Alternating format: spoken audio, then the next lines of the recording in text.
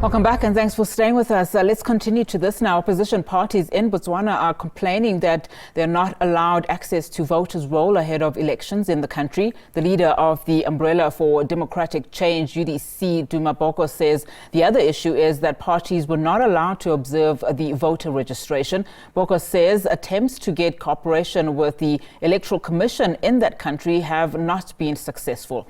SABC International News editor Sophie Mokoena spoke to the leader of the UDC.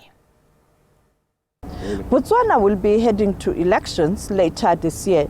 Today we are going to speak to the opposition leader to get a sense of state of readiness for this coming elections in Botswana.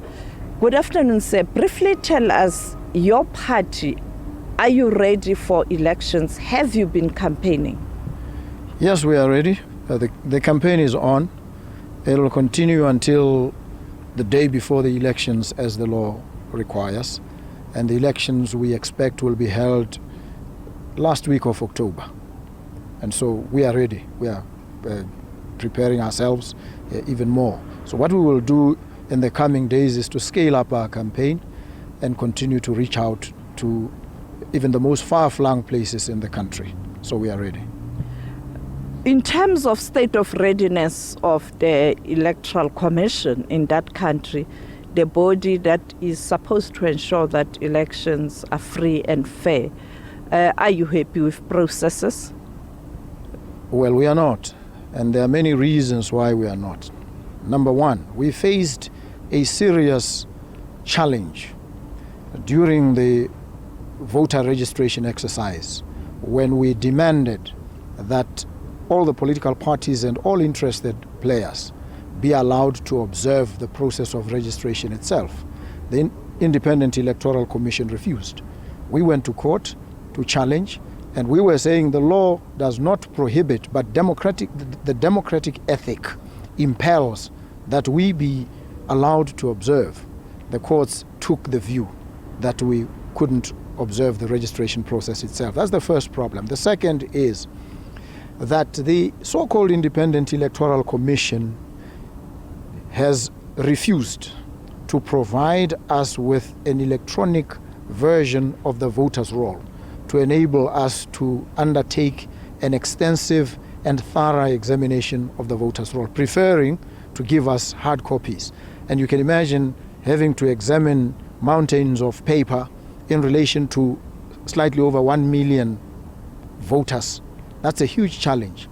That has also incensed us, and it is an indication of the inability of the so-called Independent Electoral Commission to conduct a free and fair election.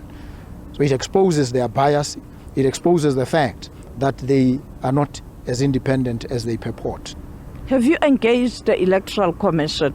Because when you are aggrieved, the best thing to do is to engage the concerned parties. We have consistently engaged them. We've written letters to them. They are impervious to anything that is remotely pushing towards free and fair elections. So they are intransigent. They are unwilling to cooperate and render free and fair elections. With this challenge now, what are the options for the opposition party? Well, we deploy many options. The first is obviously to engage in acquiring some technological interventions that enable us to take the hard copies and to convert them into electronic data that we can then deal with and process as effectively as we would want. But that slows us down, and it marks us in costs that are necessary. The other thing, we've been training our people across the country. We call them Majibela Topo, defenders of the vote.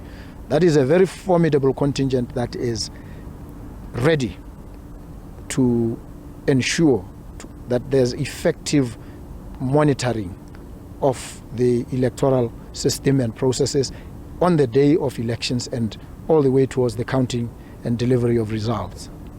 Thank you so much, sir, for your time. As you can see, we are currently looking at elections on the continent. With Rwanda off the way, we are now focusing our attention on the coming elections in Botswana.